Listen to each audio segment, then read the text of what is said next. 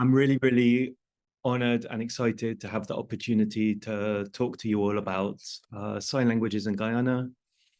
I've spent quite a lot of time in Guyana doing research over the last several years. And so I'm happy to share some of that research, some of what I know.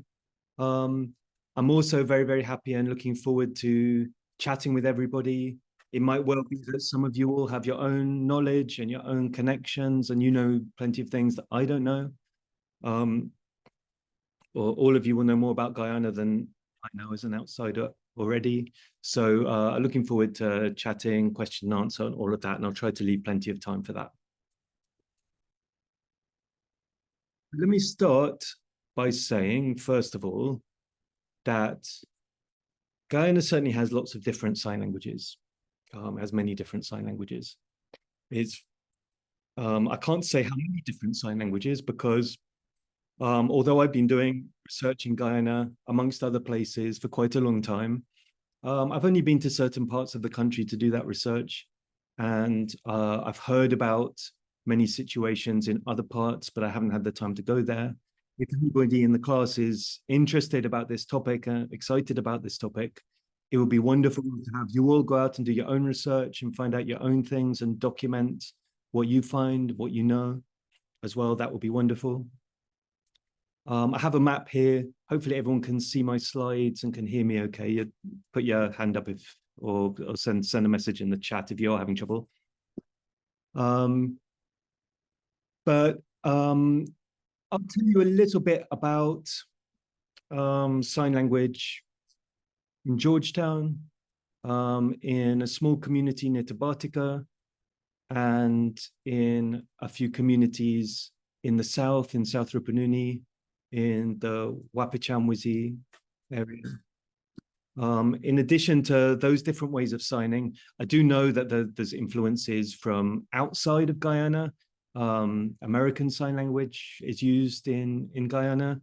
Libras, which is Brazilian Sign Language. I've met people who are studying Libras, especially in the south, close to there's certainly, as in Trinidad and Tobago, there are deaf Venezuelans living in Guyana, many of whom might use Venezuelan Sign Language, or indeed their own indigenous sign language as well. And I know that apart from the languages that I'm going to talk about today, I know that there are other village sign languages and family sign languages and all kinds of other things going on. So this is not going to be exhaustive. This is just going to be a little taster and a little taster of what I know about. Also, feel free if you want to ask questions as I go along, feel free to interrupt, put your hand up or whatever. I'm very happy to be interactive. So I think it's always good, if you want to understand languages, it's always good to understand where they come from and understand history. You know, if you're studying Creolese, you're studying other Creole languages, then I think it's really important to understand where did Creolese come from? What situations did it arise from historically? At what time? What people? And that will tell you a lot about how the language works and why it is the way it is. And for sign languages, it can be a little bit harder to do that because sign languages are not written down. There are some ways that people can use for writing down sign languages, but on the whole, sign languages are not written down. So it's difficult to look back at sort of old historical documents and find much direct evidence of sign languages. But if you look at the earliest written documents, which of course were written by colonizers, they were written by Europeans coming to the Caribbean, often writing about their experiences of coming into contact with indigenous people in the Caribbean.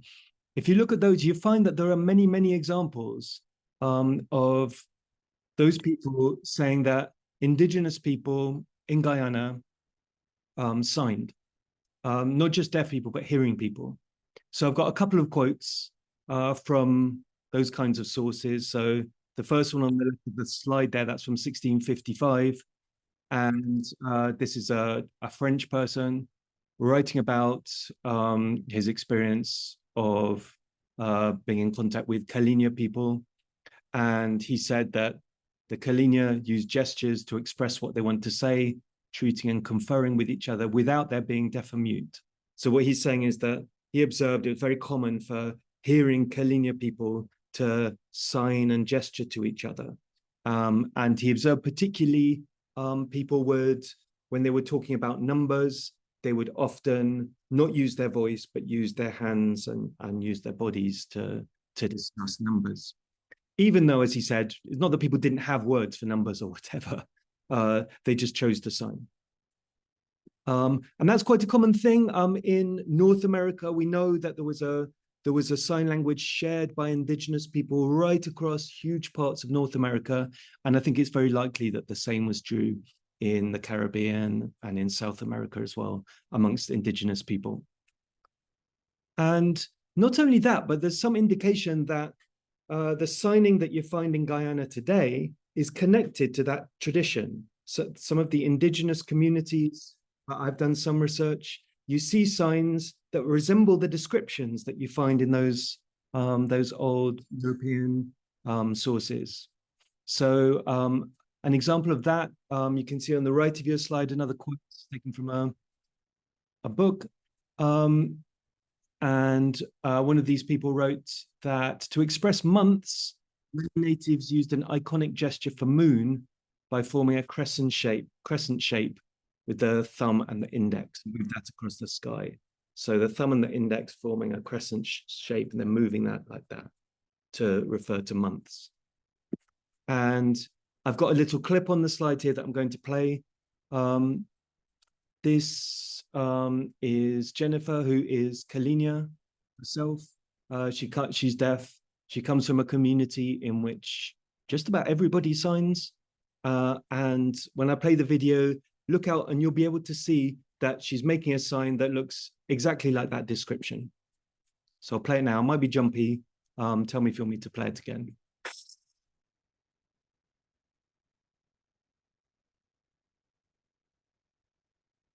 So you can see anyway on the slide there, you can see her hand in this shape like that. And that sign is still used to mean month in that community. So it seems like not only is there a long, long history of signing that's not restricted to deaf people, it's not just about deaf people, hearing people and deaf people all sign. Not only that, but it's still going on. That's still the case in certain indigenous communities in Guyana now. And it seems like people have done research in North America showing that there are connections between indigenous ways of signing and petroglyphs and rock art of various kinds. And I know that in communities in the south around Aisholton and other areas, I've been to places there where lots of people sign, they have signing traditions, and they also, of course, have these beautiful petroglyphs and petroglyph traditions as well. And this seems to, I would love to see more research looking into how much we can prove about the connection between these two things. But there are a few things that we can say about those connections. So this is a famous rock painting that some of you will know in Region 7. And there's been some work from people like linguist John Bennett, who was a Lokono linguist, who wrote books about Lokono, wrote a dictionary and a teaching book about Lokono, an amazing person. And he helped in that interpretation of some of these rock paintings. He pointed out that when you see these hands, they're likely to refer to numbers.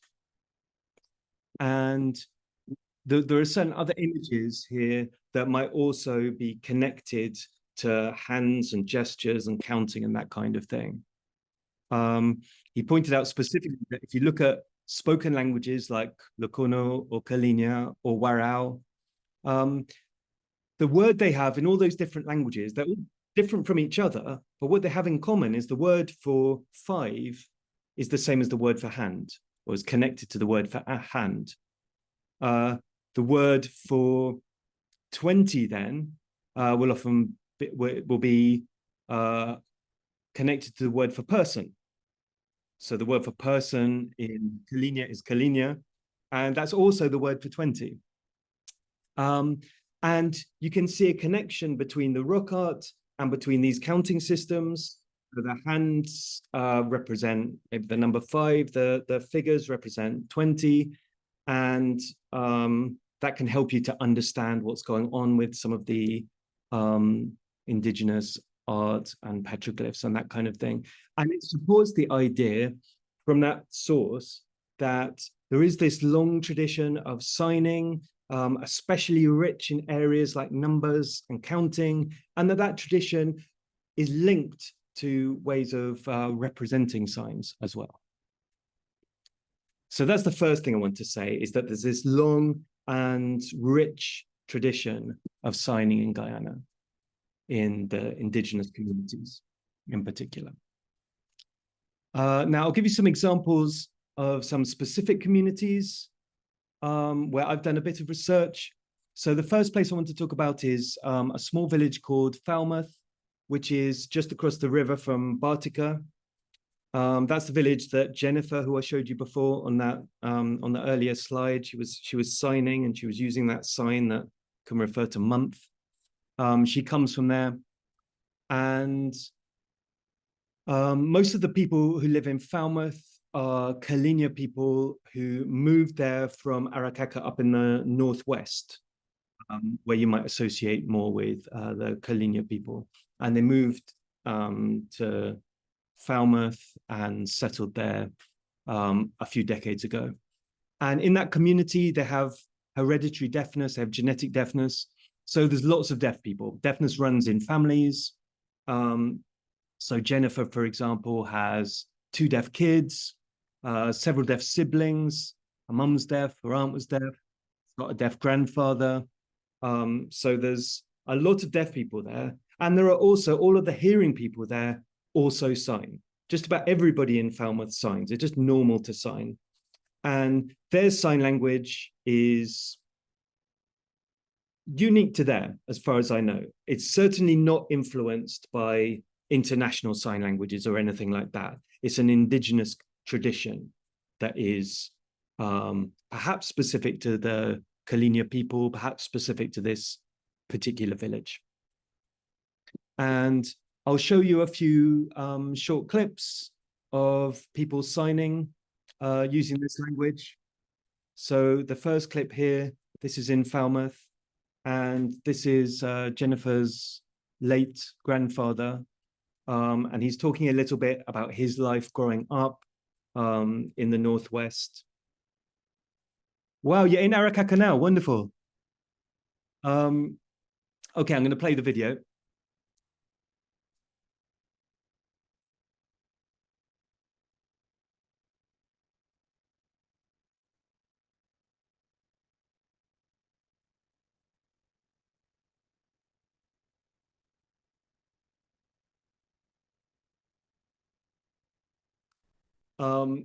He told us a whole story of how they moved from Arakaka to, first of all, to Georgetown. Their sign for Georgetown looks like this, because he had to go to Georgetown to have an operation. So this refers to the operation that he had.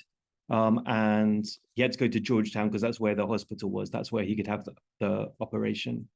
And the sign they use for Arakaka is like this, which refers to the railway that was built through their land when some of that land was exploited through mining and that kind of thing. I'll play you a couple more clips. So this is a clip of Jennifer again.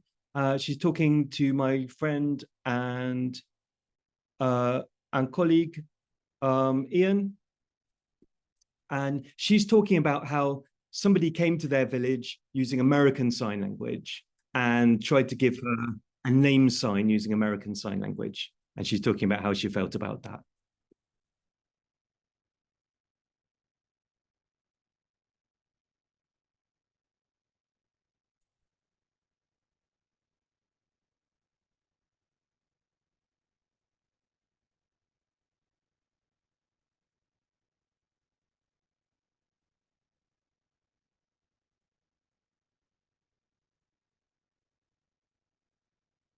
So I don't know how much you're able to follow of the signing. I've got the captions there, so hopefully you could understand what she was saying. But what she's talking about there is in her own sign language, she has a sign for her name, which is like this. It refers to the fact that when she was small, she stood on a nail. So this is like the nail going through her foot, and that means girl. So if you want to translate it, her name sign means the girl who stood on a nail. And she's saying that when somebody came bringing American Sign Language, they tried to give her this different name using American signs, which use letters of the Roman alphabet and that kind of thing, things that they don't use in their own sign language. And she was not too interested with that. Next video I'm going to show you is Jennifer's son, who also comes from Falmouth, of course, and grew up signing with everybody in his village. So his first language was the Falmouth way of signing. And then he spent some time, he moved to Georgetown and went to the deaf school in Georgetown, the David Rose School for the Deaf in Georgetown. And when he was there, he learned something like American Sign Language, because that's what they were using in the school. So he's bilingual between those two different sign languages. So Ian's talking to him and they're sharing some of the different signs. So I'll play that.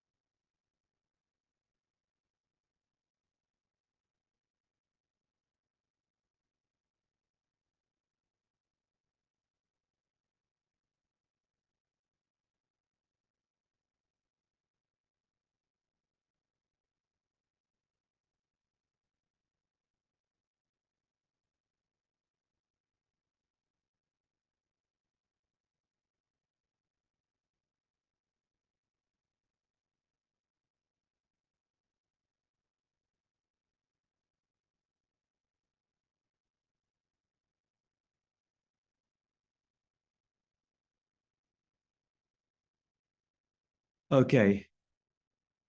Everybody following that? Give me some thumbs up. Just to make, I just want to make sure there's people out there. You with me?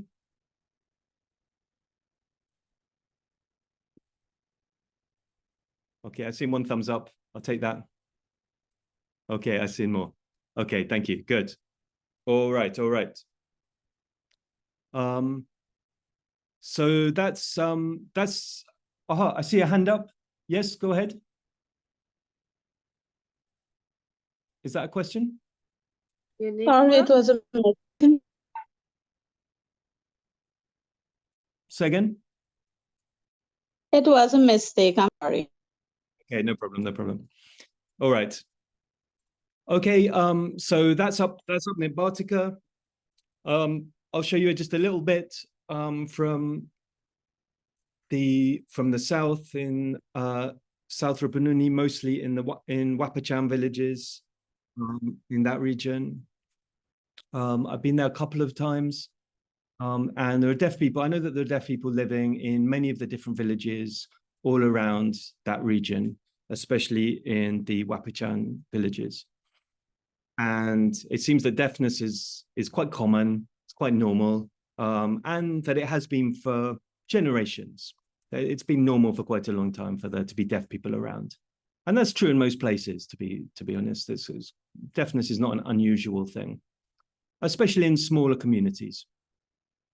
And I know that, again, deaf people in the region, they sign, they communicate with signs, they communicate visually.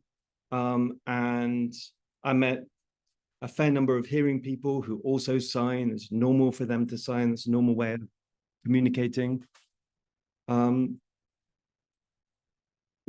Yeah.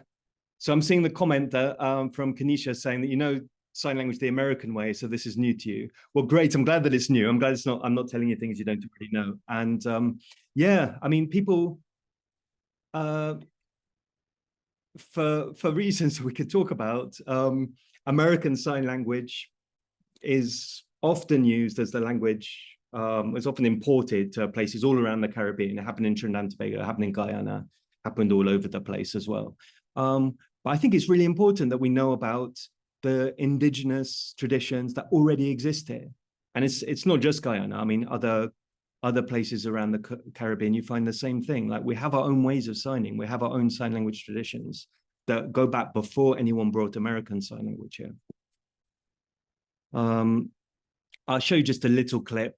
So this is two people, Stella and Herman, who I met in Catunarib in down there. And their brother and sister, they're both deaf. And they sign with all the people in their community. It's normal for them to sign. This is just a little clip. It's not captioned, but they're talking about different animals. Stella's talking about different animals that she's had as pets. So you can see how much you could understand.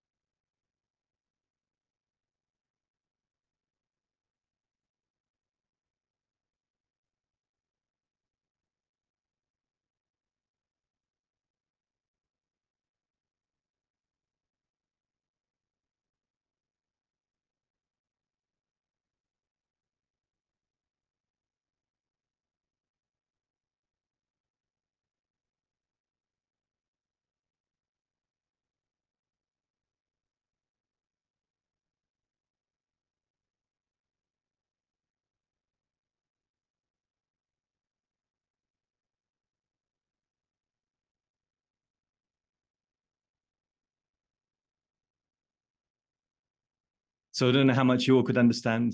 As I said, I've only done a small amount of research down there. I'd love to do more. And there's, you know, their sign language hasn't been documented. There's no name for these things. They're not formally recognized in any way, but they're strong, long-standing traditions that are used by many people, and I think are very important.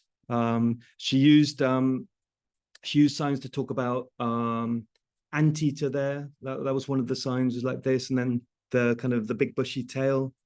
And I think she was talking about jaguars too. So yeah, she was talking about different animals. Yeah. Yeah, and a snake. That's right. There was a snake as well. And she's talking about getting bitten by a snake. So yeah. One of the experiences I had when I was down there was at the time it was peanut harvesting time in Catunarib, and many people there have their own plots with peanuts, and you have to harvest the peanuts quite quickly, otherwise they rot in the ground. So everybody in the community will take it in turns to help harvest each other's peanuts, and Stella and Herman were as much a part of that as everybody else was. So they had their own plot with their own peanuts, and they communicated with everybody around them, and they were fully integrated really into the life of the village, the life of the community. Because people sign, because there's already this language and this tradition that exists there. And I'm absolutely sure that there are many other similar traditions to this. I'm not going to give you any. I'm going to talk about Georgetown next, and then I'm going to leave some time for us to talk and have questions and answers and that kind of thing. But I talked, for example, to Professor Ian Robertson, who some of you might know of, who's very important, wonderful linguist, who's worked in, he's Guyanese. He was the first person to get a PhD in linguistics from where I work in Trinidad at UE. And a lot of his early work in particular was in the Berbice region. And I was chatting to him a couple of years ago, and he was telling me that he remembers when he was down there traveling down the river on boats, he would often observe people from the boat to the land, signing to each other, hearing people. It was very, very normal. People seemed to be able to have full conversations about whatever they wanted to talk about. I've seen the same thing around Bartica.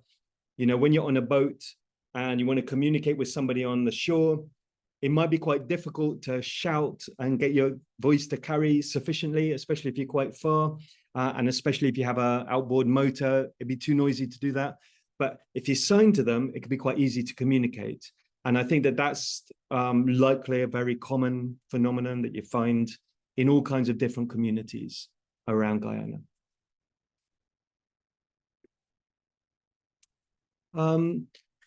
So what else? In addition to these these indigenous sign language traditions, we've also, in every aspect of life, including in deaf education and in the world of sign languages, Guyana has experienced the influence of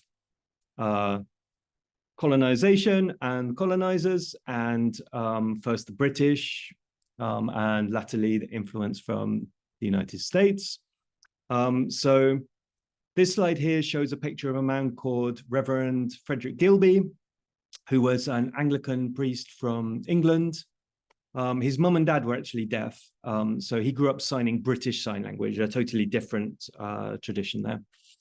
And in his 70s, he came first to Jamaica. He helped to set up a school there. Then he came to Trinidad, and he helped to set up the first school in Trinidad.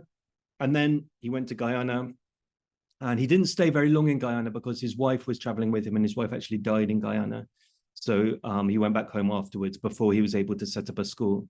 But he did have some contact with deaf people living in Georgetown. There were meetings of deaf people in Georgetown at that time. We know that much. And that time is, as you can see, the 1940s. So he was in Guyana in 1944. And partly, I think, as a result of that and a continuation of that, the first special school for deaf children was established in the early 60s in Georgetown. Initially, it was the Guyana Red Cross School. And they followed the approach that was popular at the time in England. And that approach was to try to make deaf people speak and to stop them from signing, to deliberately prevent deaf people from signing. So I know in Trinidad, for example, they would have deaf children sit down with big headphones on, and the teacher would speak into a microphone, and they'd blast sound into the deaf children's ears. They would make the deaf children sit on their hands so that they couldn't sign to each other, so they couldn't communicate with each other, because at that time, the British tradition felt that signing was bad and you should try to make deaf people normal. You see how very different this is to the indigenous approach that already existed in Guyana. Really very different, very antithetical, in opposition. And then the David Rose School for the Deaf was formally established in 1968. That's still there in Georgetown. And again, they used what we call oralist methods, that is, try to force deaf children to speak, try to stop them from signing, try to disrupt signing. So you can meet older deaf people who went to school back at that time, who will tell you about what it was like at the school and how, you know, they were forced to try to speak, and the teachers tried to prevent them from signing. I think what probably happened there was the same as what happened here, which was that they signed to each other anyway, even though the teachers were trying to stop them, because what else do you expect? You know, that's a natural and easy way for deaf people to communicate with each other, as opposed to trying to shout into each other's ears or whatever. And fortunately, that period didn't last too long. I think around the 80s was when they first started using signing in the school there. But in my opinion, it's a shame that rather than drawing on the ways of signing that already exist in Guyana, those traditions that were already around and already strong, and all those hearing and deaf people who are already fluent expert signers, rather than doing that, they did what has happened in many other parts of the Caribbean, which is they brought in American Sign Language, and they brought in textbooks and things from America, and they tried to follow that approach. So they moved away from the British approach and towards the American approach.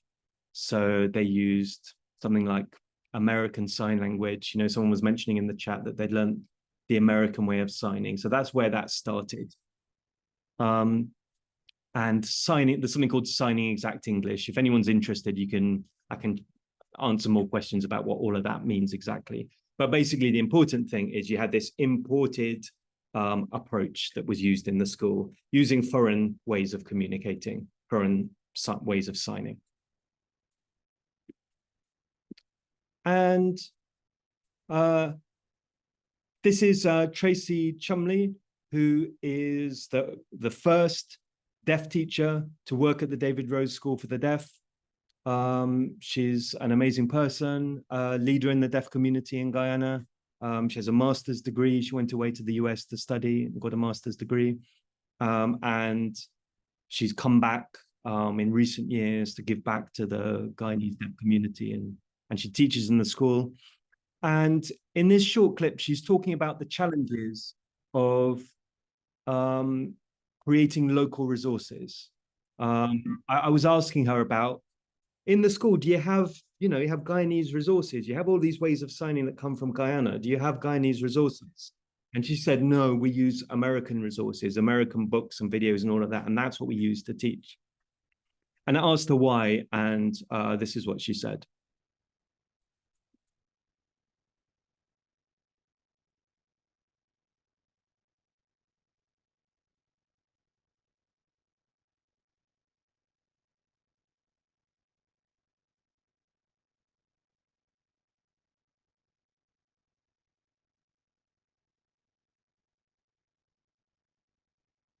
So, oh, you know her, great.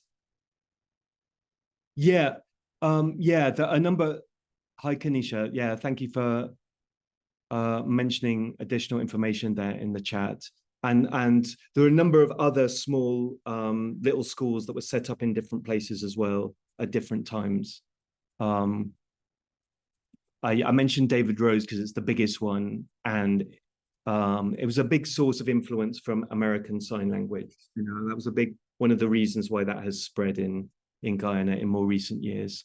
Also, there have been quite a lot of missionaries, Christian missionaries, bringing American Sign Language to Guyana as well. But thank you. And yeah, I'm glad you know Tracy. She's an amazing person. But you see what she was saying there was that she feels like there just hasn't been the support, there hadn't been the resources for creating local materials, for drawing on the local and indigenous traditions that exist.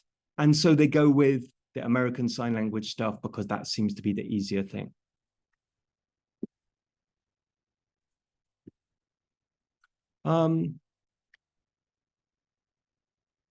Great, you work with Tracy. Did she teach you sign language? No, sir, we're colleagues. Well, were before. Yes, some of us here work at David Rose Special School. Okay, fantastic. So, well, I suppose what I'm going to say now is somewhat opinion. I've given you some facts. I've shown you some videos, some evidence of how things are. So now I'm going to tell you what I think, which you're free to agree or disagree with, of course. But I think that neglecting these rich indigenous signing traditions that Guyana has had for centuries, as far as we can tell, that can lead to some really serious problems. The first problem is something called language deprivation. And language deprivation means especially when a deaf child is not exposed to any signing in the early years of their life. So a deaf child might be born into a hearing family in Georgetown, let's say, and the family around them don't use any sign language. That child is going through those really, really important early years of their life without developing language. And we know that that has permanent damaging effects on their development, on their brain, on their well-being, their mental health, on their linguistic development, and things like that. And do you remember when I showed you the video of Ronaldo in Falmouth, the boy in Falmouth? He was signing from the day he was born. He was surrounded by people signing from the day he was born. And it seems that in many of these indigenous communities, there simply isn't a thing.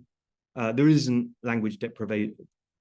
It doesn't happen because everybody signs. It's just normal to sign. So deaf babies in those communities get rich linguistic environments to interact with, to build relationships and friendships and all of that, and all of their cognitive development. But since the establishment of special schools, sometimes that doesn't happen because this model is a little different. It works differently. Under the kind of special school model, you'll have specialist teachers, maybe some of you all, you have specialist training to work in a special school. And you might learn American Sign Language formally in a class or whatever to use in the school. But it's not something that comes from the community. It's not something necessarily that the parents are surrounded by, certainly before their child goes to school. And those early years are so important. So language deprivation actually is more likely to happen after the establishment of this model of special education than it is in indigenous traditions and in indigenous communities where signing is just a normal thing. And so some of you all will know James Williams. He also works at the school, at the David Rose School there. And he's talking a little bit about deaf kids coming into the school in David Rose.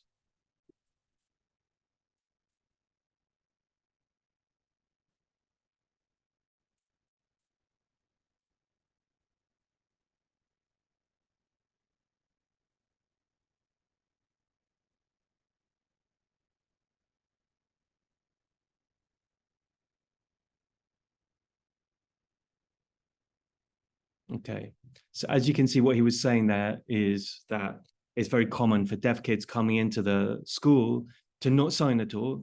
After a few months of being in the school environment, they'll learn to sign, but often their parents still won't sign. And that's really catastrophic for somebody's life.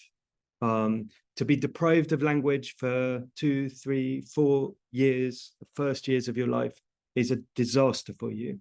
And then to go through further years of your life, unable to communicate with your parents, with your family, with the people immediately around you, is also a disaster for you.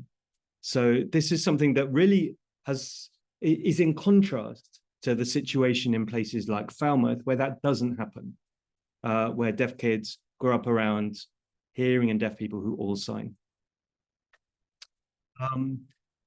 And so I think it would be great for us to draw on those indigenous signing traditions that already exist in Guyana and model our approach to inclusion and to deaf education on these rich and beautiful traditions that already exist in communities around the country. Ignoring those traditions, I think, can also lead to greater inequality between deaf and hearing people. So we saw that in Katunarib, Stella and Herman, their lives are very well integrated in the communities in which they live. They're involved in all of the farming activities that everybody else is involved in. They communicate with everybody quite easily. And it's a relatively egalitarian society that they exist in. And it doesn't make much difference being deaf versus being hearing. That's not the case in Georgetown. There is an enormous inequality in the education system for deaf and hearing children, in the expectations about what they will achieve. There's enormous inequality in terms of what kind of jobs they might be able to get, what kind of lives they may be able to live.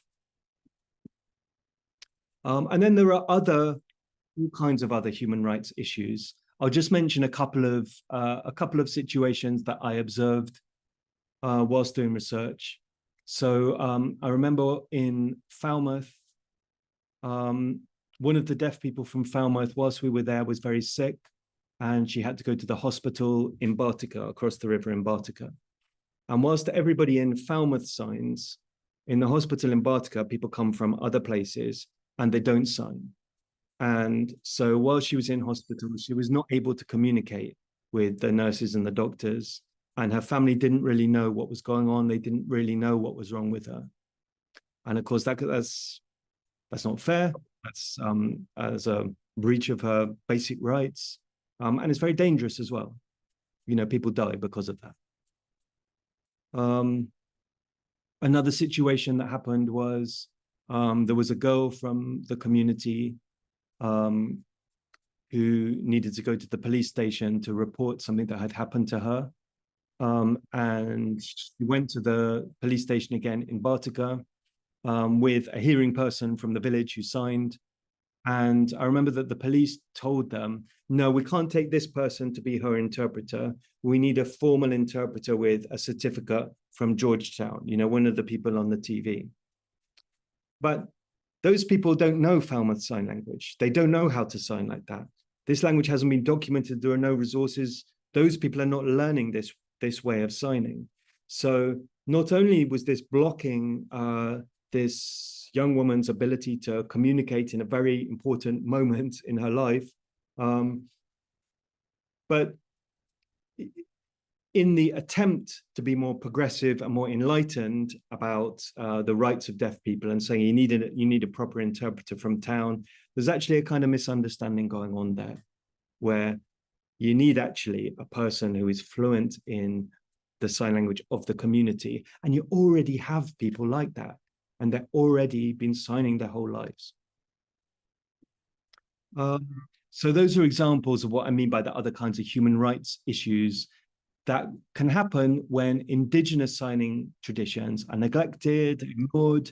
They're not built into our models of inclusion and of social development and of education.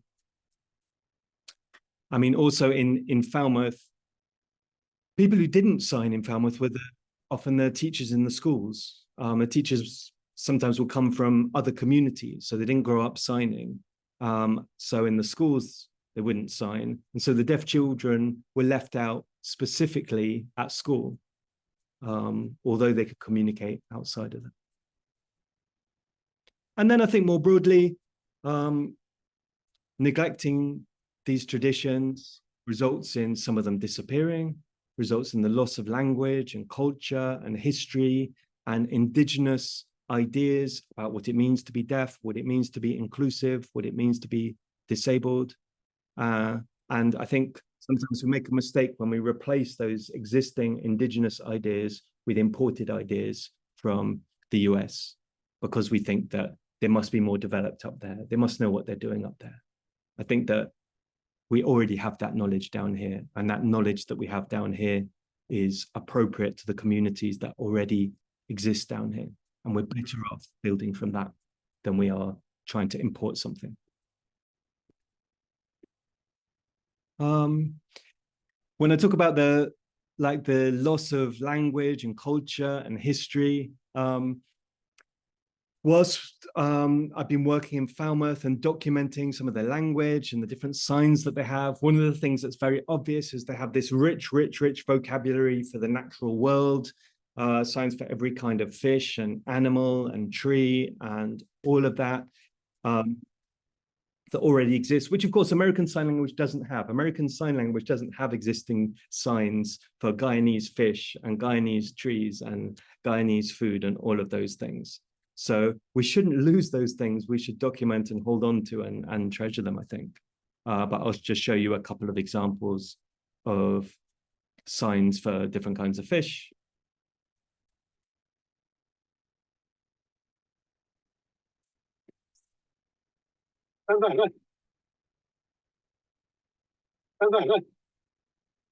And of course, that's a drop in the ocean. The language is integrated into the life of the community, into the natural world of the environment in which everybody lives. So of course it reflects that.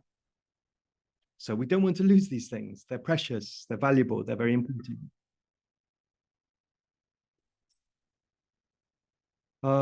So what can we do? What can you do? I mean, I think that's really the question. What can you do?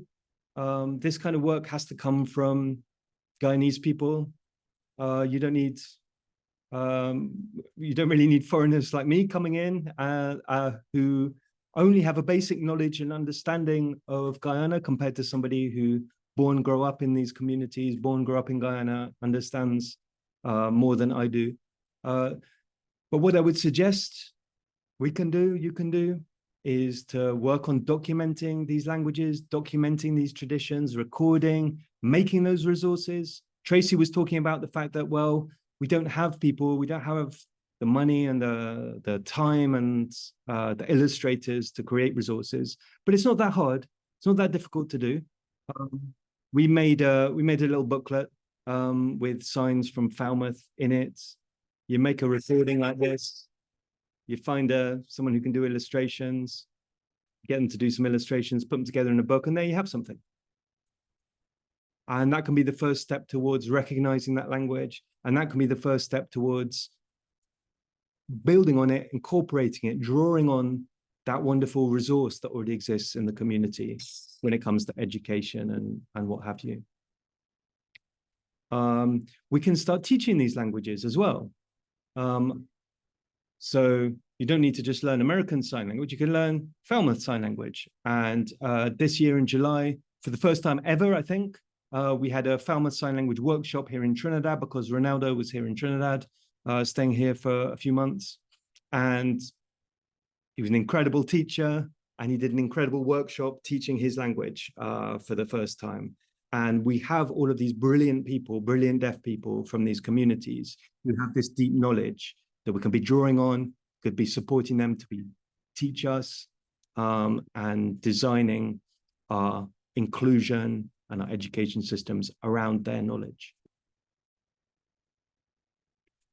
And I think now is a time of opportunities, right, in Guyana. You have new investment in special education, you have the new center. What I think is that the best way to take advantage of this time of opportunity is to build on Guyana's rich signing tradition, to involve deaf people who are the experts in their languages and the hearing people who grew up signing too, to document all of these amazing indigenous ways of signing, and to make sure that all deaf children, and ideally all children, grow up in rich signing environments where it's not just about deaf people signing, where signing is not some special thing that you have to be trained for that only goes on at the school and at special deaf events. But as in the indigenous communities, it's just a normal thing, a normal part of life that everybody has the opportunity to be part of and to engage in. So I will stop there and say thank you very much again for letting me come and letting me share some of the work that I've done. And if you all have questions, we'd like to chat for a bit, I would be very up for that.